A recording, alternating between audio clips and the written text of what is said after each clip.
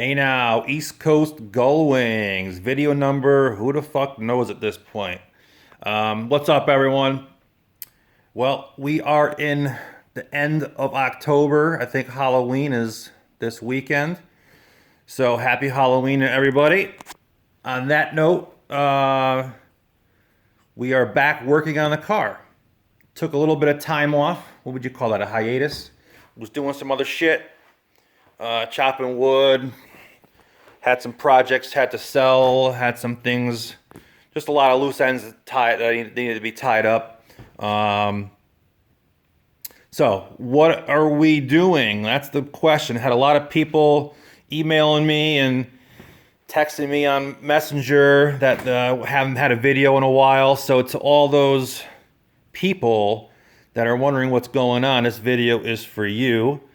All right, so the last time I left off this car was a car show in, I think, end of September. So that's what I had it together for that. I put the chrome on it, dressed it, I put the bumpers on it, put all the glass in it, put the dashboard in it, just so it looked pretty for the car show. We turn a lot of heads and a lot of questions, and it was a good time. But anyway, so what we are doing now is all the chrome is almost off. I gotta do the chrome on the sides. That's gotta come off. Tail lights are back out. The bumpers are back off. All of the glass is off. I just popped the front window out. I'm leaving it there because it's safe right there. The dash has to come apart again. Not so much. The gauges have to come out. But just, it just has to come out of here because I don't want to get dirty when I'm doing all the body work and dust and spray paint and all that kind of fun stuff. So where we are today I am basically doing final adjustments on the doors. I'm starting with the driver's door. When you close these doors, I can probably show you on this one here. Doors close beautiful. I mean, there's a little bit, if you can see that, where the door is a little bit higher. I can't really do anything with the adjustment on the doors. Like moving the door forward, backward isn't gonna take care of that. So I gotta do a little surgery to make that better. But I will show you on the other door we're doing. And, these doors are a real, I'm going to say, motherfucker to adjust. Any little adjustment to open it here ruins it over here. So there's a lot of compromising to where these doors can fit good. Now, the main thing with these doors is they have to be really pre-fit, meaning before you fucking glue the two halves together, they got to be adjusted really close. So, and I know a lot of people aren't going to know about that unless you do one, and there's not a lot of people that do it. The only other people would, people that restore the real ones would go through the same problem. But anyway, so what I'm doing is the same thing. This door is the same. Now, when you close it, there's a couple little places here. I'll point out my fingers here. Like over here, the door skin is a little down right here. So the door skin's down here when the door's closed and it's sticking out. What I mean, I'm talking about a 1/16 of an inch. But I do not want to put Bondo on this outside of the edge here, the doors, so that, listen, I don't want, a 1/4 inch of fucking Bondo on that door. And it's not a 1/4 inch. It's like probably almost 1/8 of an inch. But I'm just saying, I don't want any Bondo on the door. I don't want thick door skins. It's just not the look I'm going for. I'm trying to keep it as pretty as possible. Let's just say that.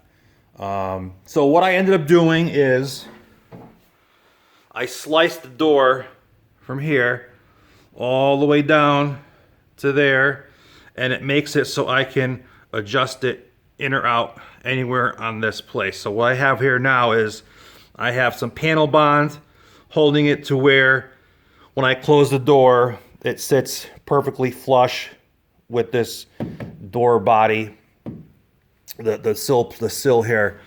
So now when that dries, probably, I don't know, I probably can't touch that till tomorrow. Then I'll open this up here to push out and make this straight across right here. So just little tweaks like that I have to do. And then I'll fiberglass over it. I mean, it will probably be fine with the panel bond. It's a pretty aggressive epoxy, but I'll probably put a little piece of fiberglass over it to finish it off, and you'll never know that it was surgically fixed like that. But there's a couple spots on the door that have to be done like that. Not a big deal, just time. And I guess that's pretty much it. But as I am tripping over the brooms on my floor, next thing I was thinking about, just looking ahead for car number 2, possibly doing a complete car in carbon fiber. Not 100% sure how that's gonna pan out. With all the problems that we're having with materials, in the industry now with fiberglass and carbon fiber, I'm sure everything's sitting on a fucking boat out in California. So God only knows when that mess is gonna fucking straighten out. So besides that issue, it's the issue of the learning curve that I have never done carbon fiber. But on that same note, before this car, I have never done fiberglass either. So I think I could probably, with the knowledge I have of the fiberglass, combine everything, and I could probably figure it out. And I do have a good friend of mine that does carbon fiber, and I'm sure he can walk me through most of the steps. So I'm thinking worst case scenario with carbon fiber on this car is going to be, well, on the next car rather, the hood, the trunk, the doors, and the rocker panels. That would probably be the easiest thing to do in carbon fiber. And then maybe after that, with a little bit of knowledge that I gather from doing all the small parts, I would be able to put that to use on the body, but I'm not sure. Definitely would want to do infusion. Not sure if either infusion or wet layup and vacuum bagging it. So that's where my thoughts are for the next car. Always trying to think a step ahead. And I guess that's pretty much it, everyone. Well, listen, everyone have a good time for Halloween with your kids. And chow mein. Don't forget to like and subscribe. Later.